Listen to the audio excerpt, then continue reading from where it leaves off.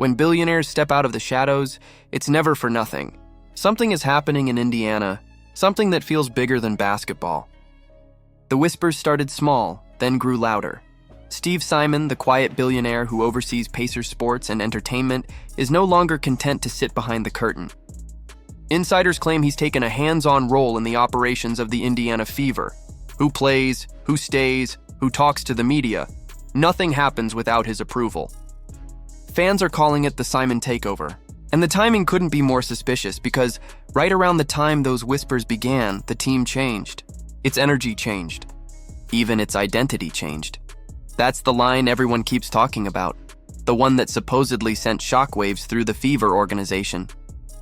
According to multiple insiders, it was delivered during a private, closed-door meeting between Steve Simon, head coach Stephanie White, and top executives Amber Cox and Kelly Kroskov.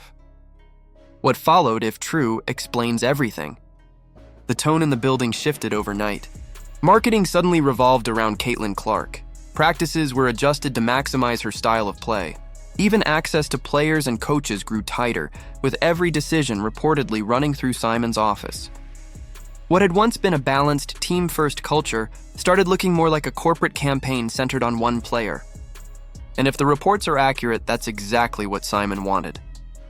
Because let's be honest, when money starts moving, so do billionaires.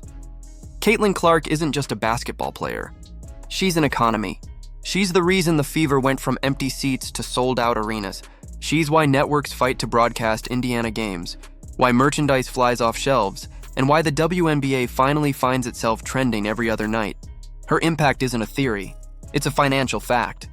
Which means when the buzz slows, when the clips stop going viral, and when the numbers start to dip, the man holding the checkbook notices, and that's when the power shift begins.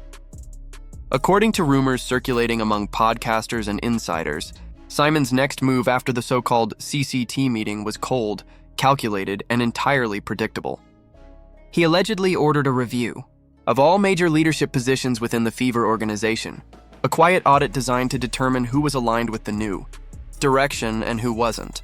Executives like Amber Cox and Kelly Kroskov, women who had helped rebuild the Fever's brand from the ground up, suddenly found themselves under scrutiny. Internal memos, if the leaks are to be believed, began emphasizing a new corporate phrase: full alignment with the organization's modern direction. A phrase that sounds polite on paper, but translates in real life to one thing: loyalty or exit.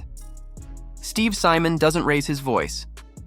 He doesn't throw tantrums or make threats. What makes him dangerous, say those who've worked under him, is that he doesn't have to. When he makes a decision, people simply vanish. Entire departments reorganize overnight. Titles shift, contracts end quietly, and by the time anyone realizes what's happened, the new order is already in place. That's what appears to be happening in Indiana.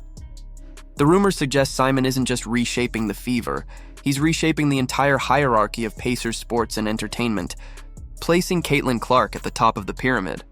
The biggest casualty of this supposed transformation could be head coach Stephanie White. White, a respected veteran who led the Fever back to playoff relevance, has built her career on structure, accountability, and unselfish play. Her offense prioritizes ball movement and teamwork over individual glory, the kind of basketball that purists adore but casual fans overlook. But that doesn't sell. What sells is spectacle, and Clark, with her logo threes and fearless takeovers, is spectacle. Insiders say that's where the tension began. Clark reportedly asked for more freedom, more control, while White pushed for discipline and balance. The two visions clashed. And as the Fever's offense became less about highlight reels and more about strategy, fans noticed the spark fading. So did Simon. From that moment, everything about the Fever's identity seemed to be rewritten. Marketing leaned fully into Caitlin's face, her name, her story. Interviews revolved around her journey.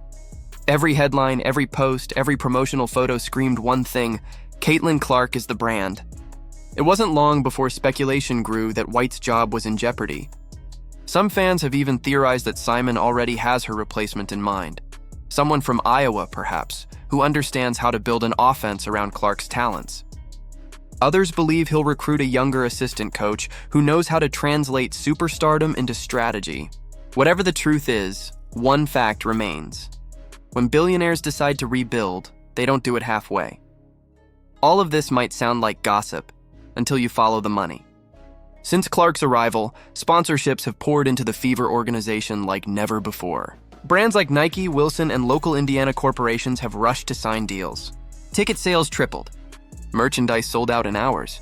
Streaming services began competing for Fever broadcast rights. But here's the key. Those deals don't run through the WNBA directly. They're routed through Pacers Sports and Entertainment, which means every dollar flows under Steve Simon's control. The same man who built a shopping mall empire now owns the most marketable athlete in women's sports, and he intends to protect his investment. This isn't about favoritism. It's about financial survival. That's why Simon's rumored involvement isn't emotional. It's strategic. Caitlin Clark isn't just a point guard, she's a product. She's the most valuable asset in the WNBA, and her marketability keeps entire departments funded. When her usage dipped and the excitement waned, so did the profit margins. Simon understands that better than anyone. To him, keeping Caitlin happy isn't about ego, it's about maintaining momentum. But that kind of control comes with a cost. Inside the locker room, tension reportedly simmers. Veterans sense the shift. Some players who once felt like leaders now feel like extras in a story written around one person. The smiles during press conferences look tighter. The laughter feels forced. The Fever might be winning on paper, but something beneath the surface feels fractured. And then there's the uncomfortable elephant in the room, the growing divide in public perception. Some voices in sports media, like Stephen A. Smith, have openly said that Caitlin Clark's immense popularity comes with resentment, especially among veterans who fought for years without the same spotlight. The racial undertone, the envy, the tension, it all feeds into this perfect storm brewing in Indiana. The Fever have become not just a basketball team, but a cultural flashpoint, a microcosm of race, gender, money, and media, all colliding in one franchise. What makes this saga so compelling is the silence. No denials from Pacers Entertainment, no fiery press releases, no clarifying interviews. Just a chilling calm from the top, as if Simon knows exactly what he's doing and prefers to let speculation work as a distraction. It's almost cinematic, the quiet billionaire orchestrating a franchise from the shadows, the young superstar unknowingly caught between power and performance, and a veteran coach trying to hold together a locker room that's already divided. The Fever of yesterday were built on teamwork. The Fever of today seem built on brand management, and that transformation might define not just the future of this team, but of the WNBA itself. Because if the biggest name in the league is also the one controlling the narrative, how long before other teams follow suit? How long before the sport becomes less about who wins and more about who sells? Caitlin Clark's story has always been one of brilliance. The kid from Iowa who changed the game with her range, her poise, and her charisma. But this chapter is different. It's not just about her performance anymore.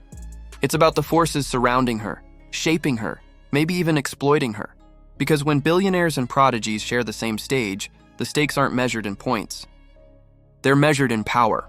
And as the Fever head into their next season, one question echoes louder than the rest. Is this still basketball, or is it business dressed up in sneakers? Because when money takes the wheel, the game never stays the same. If you've been following this unfolding drama, the power struggle, the corporate influence, and the tension between the court and the boardroom, let's hear your thoughts. Do you think Steve Simon's takeover will build a dynasty or destroy the culture that made the Fever special? And how much pressure is too much for Caitlin Clark to carry? Drop your opinions in the comments below.